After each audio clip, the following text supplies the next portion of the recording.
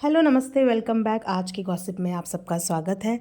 Lakhneet fans के लिए बहुत ही बिग गुड न्यूज़ है कि इतने टाइम से चल रही कंट्रोवर्सी जिसमें नीतू बिष्ट के नाम के कुछ फेक पेजेस तक बनाए गए, उनकी अश्लील पिक्चर्स लगाई गई, उनकी पिक्चर्स के साथ छेड़खानी की गई, एब्यूज़ किया गया, उन सब के खिलाफ लखन ने एक्शन लिया और जाके कंप्लेन दर्ज कराई। लेकिन इससे पहले कि पुलिस यहाँ तक पहुँचती, लखन खुद ही वहाँ तक पहुँच गए कि आखिर में इन सब पेजेस के पीछे है कौन। लखन ने अपने इंस्टाग्राम स्टोरी पे बहुत सारे ऐसे स्क्रीनशॉट शेयर करे जिन स्क्रीनशॉट से ये क्लियर हो जाता है कि इन सब चीज़ों के पीछे कहीं ना कहीं दूसरी पार्टी का ही नाम है और कहीं ना कहीं दूसरी पार्टी के फ़ैन ही हैं।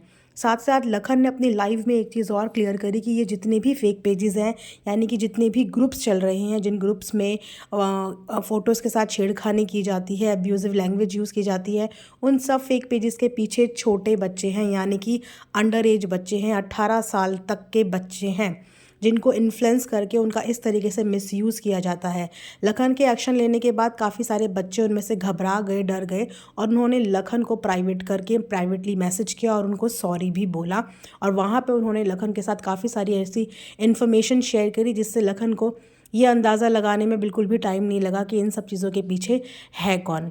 लखन ने अभी तक उन बच्चों का नाम वगैरह रिवील नहीं किया है जिन्होंने आके सॉरी बोला। बच्चे सॉरी बोलने को कह रहे हैं तो उन्हें ये भी बोला जा रहा है कि सॉरी मत बोलना, कुछ भी नहीं होगा, तुम लोग 18 साल के हो, तुम्हारे खिलाफ कोई भी एक्शन नहीं लिया जा सकता। तो इस तरीके से अंडर 18 बच्चों को इन्फ्लुएंस कर रहे हैं, उनका करियर ख़राब कर सकते हैं, उनको गुमराह कर रहे हैं और उनको गलत डायरेक्शन दे रहे हैं। तो लखन ने अपनी लाइव में जब ये सब बातें बोली, ये सब चीज़ें करी, तो वहाँ से जो दूसरी पार्टी है जिनके ऊपर नाम लग रहा है कि हो सकता है इन सब चीज़ों के बीच में वो इन्वॉल्व हों, उन्होंने भी आके इंस्टाग्राम पे काफ़ी सारी स्टोरी शेयर करी। स्टोरी शेयर करने के साथ साथ उन्होंने भी अपने ब्रॉडकास्ट चैनल में कुछ मैसेजेस अपने फैंडम वालों के लिए भेजा कि हमारा कहीं पे कुछ नाम ही नहीं है, हम कुछ करवा ही नहीं रहे हैं, तो हमें डरने की कोई भी ज़रूरत नहीं है। तो डरने की तो वाकई में कोई ज़रूरत नहीं है। अगर आप सच्चे हो और आपने कुछ किया ही नहीं है तो वाकई में डरने की किसी को भी कोई ज़रूरत नहीं है। इनफैक्ट जो स्क्रीनशॉट लखन द्वारा शेयर किए गए हैं उनको भी वो डिनाई कर रहे हैं। उनका बोलना ये है कि 3-4 लोगों की टीम बिठा के जो स्क्रीनशॉट है उनको एडिट किया जा रहा है, यानी कि उनका साफ साफ बोलने का मतलब ये है कि सारे स्क्रीनशॉट जो लखन द्वारा शेयर किए जा रहे हैं वो फेक हैं, वो एडिटेड है। इसी के ऊपर लखन ने एक लाइव और रखी थी और उसमें उन्होंने क्लियर किया कि जितने भी सबूत मेरे पास आए हैं, जितनी भी चीज़ें मेरे पास हैं, मैं वो सारी चीज़ें जो है पुलिस को सबमिट करूँगा। अब वही पता लगाएंगे कि ये फेक है, ये रियल है या ये एडिटेड है।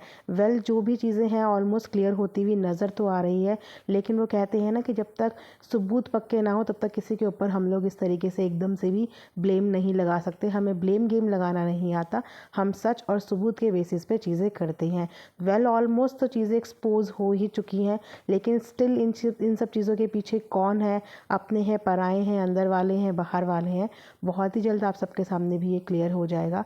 बस 10-15 दिन का इंतज़ार। और इनफैक्ट लखन ये कह रहे थे कि जो प्रूफ्स उनके पास आए हैं उससे तो लगता है कि बस 1 हफ्ते के अंदर ही दूध का दूध पानी का पानी हो जाएगा कि एक्चुअल में इन सब चीज़ों के पीछे कौन है और किसने ये सब चीज़ें करवाई है। तो जैसे ही कोई अपडेट आती है आप सबके साथ शेयर करूँगी। थैंक्स फॉर वॉचिंग आज की गॉसिप।